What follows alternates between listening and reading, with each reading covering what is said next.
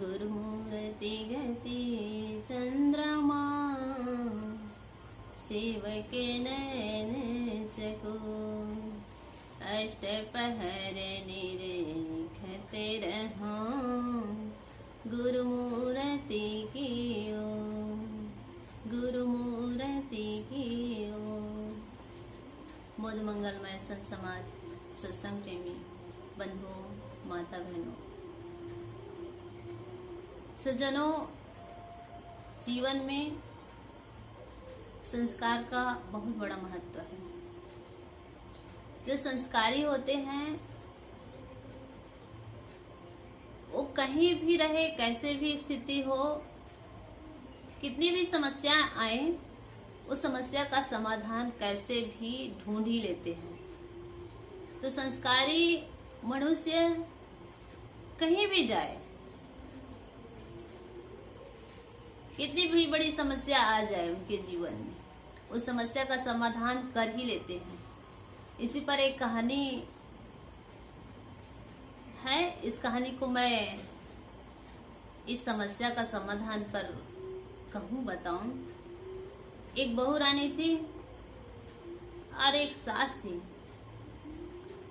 नई नई बहू बड़ी संस्कारी थी, तो उनके घर दूध दही घी मट्ठा सब होता था।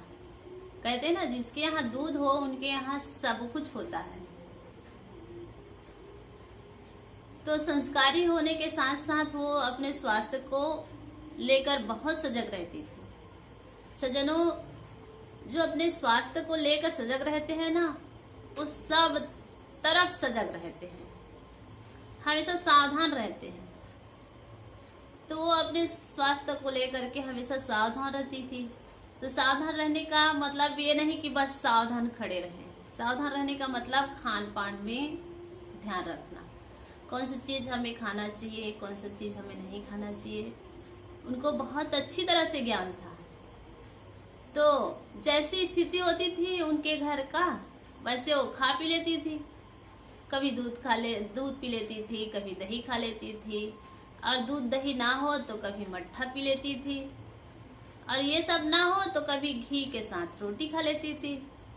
और इसको देख करके उनके सास बहुत परेशान हो जाती थी कि अरे ये कैसी बहू है, कभी दूध पी लेती है, कभी दही खा लेती है, कभी मट्ठा पी लेती है, और ये सब ना हो तो कभी रोटी के साथ घी लगा कर खाती है। अब इसको मैं कैसे कहूँ, क्या कहूँ, और ये भी नई नहीं है। ऐसे करके बहुत परेशान हो गई। कुछ लोग खाने पीने के मामले में ना दूसरे को देखकर बहुत परेशान हो जाते हैं। ये अच्छी बात नहीं है।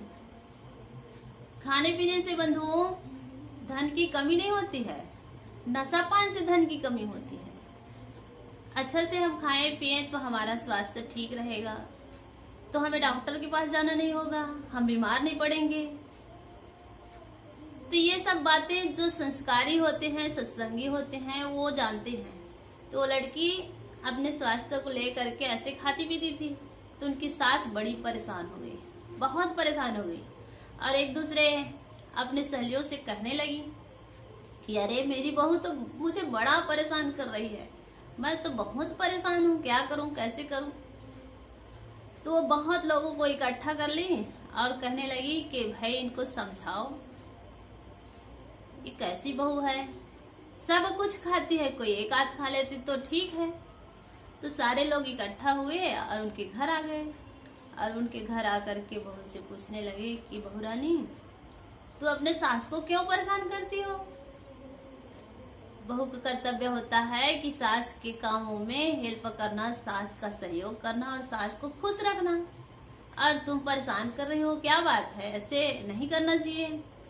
लगती तो हो तुम दिखने में पढ़ी लिखी और संस्कारी, लेकिन अपने सास को परेशान करते हो, अच्छी बात नहीं है। ऐसे करके सारे लोग कहने लगे। बंधुओं, जब सारे लोग कहने लग जाते हैं ना, तो जो शांत वातावरण के लोग भी होते हैं ना, वो भी परेशान हो जाते हैं कि आखिर मुझसे ऐसी कौन सी गलती हुई, ऐसा मैंने क्या कर डाला जो कि सारे लोगों को घर में इकट्ठा कर लिए हैं और मुझे कह रहे हैं कि परेशान कर रहे हो करके। मैं तो आज तक मेरी सास को ऊंची आवाज से बात भी नहीं की हूँ मेरे, और मुझे सब लोग कहने आए हैं क्या बात है। ऐसे करके वो परेशान हो गई और क्षण भर में परेशान होकर के वो ठीक हो गई। सज्जन स्त्री हो या पुरुष हो, सत्संगी स्त्री हो या पुरुष हो, संस्कारी स्त्री हो या पुरुष हो, उनके जीवन में अगर संकट आए ना तो क्षण भर तो वो परेशान हो जाते हैं, लेकिन फिर संभल जाते हैं, सावधान हो जाते हैं और उस समस्या का समाधान ढूंढने लग जाते हैं। तो बहू रानी भी सोचने लगी आखिर बात क्या है। मैं तो अपने सास को ना कभी लड़ती हूँ न झगड़ती हूँ, लड़ने झगड़ने की तो बात दूर की बात है, मैं कभी उनसे ऊंची आवाज में बात भी नहीं करती हूँ, और सारे मोहल्ले के माताओं को बुलाकर ले आई है, क्या बात है। ऐसे करके वो विचार करने लगे।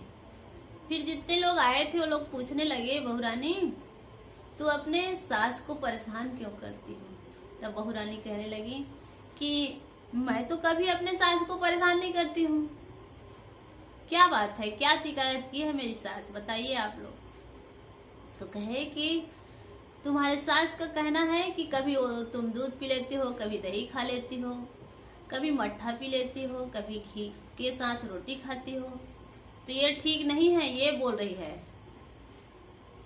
तुम्हारी सास, तो तुम्हें ऐसा नहीं करना चाहिए। ऐसे कहने लगे।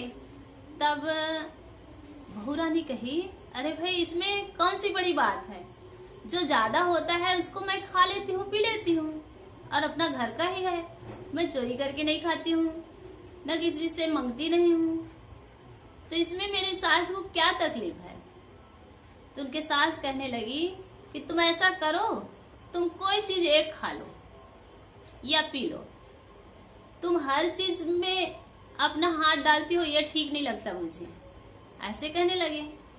तब उनके बहू रानी विचार करने लगी कि देखो मैं तो अपने सासू माँ को माँ की तरह समझती थी, लेकिन मेरी सासू माँ नहीं है, ये तो सासू माँ ही है, मेरे खाने पीने में पाबंदी डाल रही है। भाई मुझे यहाँ जीना है तो मैं जैसे जो चीज ज्यादा हो वही तो खाऊंगी। तो ऐसे कहे बहू रानी। तब सारे लोग कहे अब तुम अपनी सास की बात मान लो तभी ठीक है, नहीं तो फिर वही समस्या बड़ी हो जाएगी। तब बहू रानी विचार करने लगी कि आखिर इस समस्या का समाधान कैसे किया जाए। ऐसे करके क्षण भर रुकी और क्षण भर रुक करके कही कि ठीक है मैं एक ही चीज खाऊंगी और वो रोज खाऊंगी। भाई मेरे स्वास्थ्य के लिए मुझे तो कुछ खाना पीना है ही, जरूरी है, तो मैं एक चीज लूंगी। अब क्या लूंगी आप सबके सामने मैं बताती हूँ। तो कहे क्या लोगी। फिर उनकी सास कही ठीक है कोई भी चीज ले लो, दूध दही मट्ठा या घी, इनमें से चारों पांचों से तुम एक चीज ले लो। तो उन्होंने सोचा कि सबका सार क्या है बंधु, सबका सार क्या है, दूध दही मट्ठा और घी का सार क्या है। सार कहा जाए तो शुरुआत कहाँ से होती है, दूध से। दूध से हम दही बनाते हैं, दही से हम मक्खन निकालते हैं, और मक्खन को तपा करके आग में तपा करके उससे हम घी निकालते हैं, घी बनाते हैं। तो बहू रानी बड़ी बुद्धिमान थी, बड़ा विवेकी थी, संस्कारी थी, सत्संगी थी। उन्होंने सोचा कि मैं अपने शरीर और स्वास्थ्य को देखते हुए एक चीज लेना है कह रहे हैं, तो मट्ठा पीऊंगी तो ये भी ठीक नहीं, रोज रोज मट्ठा पीना, दही खाऊंगी तो ये भी ठीक नहीं, घी खाऊंगी तो ये भी ठीक नहीं, तो इससे अच्छा मैं रोज दूध पीऊंगी। तो सारे लोग खुश हुए कि चलो कोई बात नहीं, रोज रोज अलग अलग चीज खाती थी बहू रानी। अब कह दिए समस्या का समाधान हो गया है कि बहू रानी अब आज से सिर्फ दूध ही लेगी। सारे लोग चले गए, समस्या का समाधान हो गया। अब दूध कभी कम होता, कभी ज्यादा, कभी कम कभी ज्यादा, लेकिन बहू को तो रोज दूध पीना है।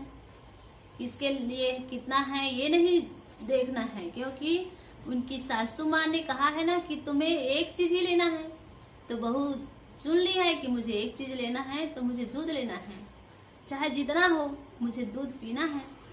तो कभी कम होता तब भी वो दूध पी लेती, ज्यादा होता तब भी पी लेती। तो ऐसे करते करते कुछ समय बीता, फिर उनके सास फिर परेशान हो गई। कहने लगी, अरे ये तो सारा दूध पी लेती है, अब दूध पी लेगी तो दही कैसे बनेगा, और दही नहीं तो फिर मट्ठा नहीं, घी नहीं, तो भाई ये तो बड़ी समस्या हो गई। ऐसे करके फिर परेशान हो गई, और परेशान होकर के फिर मोहल्ला की सारी महिलाओं को बुला कर ले आई और कहने लगी कि ये तो पहले समस्या से ये बड़ी समस्या है, ये तो सारा दूध ही पी लेती है, तो हमारे यहाँ ना मट्ठा बनेगा, न दही बनेगी, और ना घी बना सकते हैं हम। तो बंधुओं, हम अगर सार को ले लेना तो लोग भले हमारे लिए जलते रहें, हंसते रहें, लेकिन हम स्वस्थ और मस्त रहेंगे। तो बहू समस्या का समाधान करना जानती थी। सारे लोग आए, फिर कहने लगे कि बहू ये तो और बड़ी समस्या हो गई, आपकी सास शिकायत कर रही है। तो बहू रानी कहने लगी, आप लोग कहे कि आप सारे लोगों का एक ही मत था कि कोई एक चीज चुन लो करके, तो मैं एक चीज ही तो चुनी हूँ भाई। आप बड़े लोगों का बातों का आदर करते हुए मैं एक ही चीज चुन ली हूँ, और इस पर भी आप लोगों को समस्या है, तो ये ठीक बात नहीं है। कहे तो सारे लोगों से माफी मांगे कि बहू तुम तो बड़ी बुद्धिमान हो, और तुमसे हम नहीं जीत सकते, तुम तो सार को ही लिया। तो कहने का एक कहानी का मतलब ये है कि सार को कह दे थोथा दिए उड़ाए। अगर हम सार को ले लेंगे ना बंधुओं, तो हम कभी किसी के पास झुक नहीं सकते। किसी के पास हारने के हमारे जीवन में जो हम हमेशा हार जाते हैं ना, इसका कारण यही है कि हम सही निर्णय नहीं कर पाते हैं, सही रास्ता नहीं चुनते हैं, इसीलिए हम हार जाते हैं।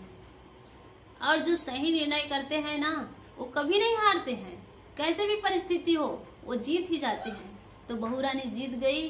सारे लोग आए, उनसे माफी मांगे और कहने लगे कि ये तो बहू बड़ी सुसज्जित है, संस्कारी है, सत्संगी है, विवेकी है, इनसे जीतना असंभव है, और ये तो सार को ली है, और हम लोग जैसे कहें उनके अनुसार ली है। तो बंधुओं, जन्म और मृत्यु के बीच जो समय मिला हुआ है, जीवन, वो सार है हमारे लिए। भविष्य में क्या होगा इनकी हमें कल्पना नहीं करनी चाहिए, और भूत में क्या हो गया उसको हम पीछे लौटकर हमें देखना नहीं चाहिए। सार को हमें लेना चाहिए। जो सार को लेते हैं ना, वो कभी कहीं हार नहीं मानते, और कभी किसी के पास उनको शर्मिंदा होने का जरूरत ही नहीं है। तो इस कहानी का मतलब यही है कि हम कहीं भी रहें, कैसे भी स्थिति में रहें, विवेक करना जान लेना, तो हम कभी हारेंगे नहीं, हमेशा जीतते रहेंगे। और जीतने के लिए हमें सिर्फ और सिर्फ विवेक की जरूरत है, और विवेक कहाँ से मिलता है? गुरुजनों से मिलता है।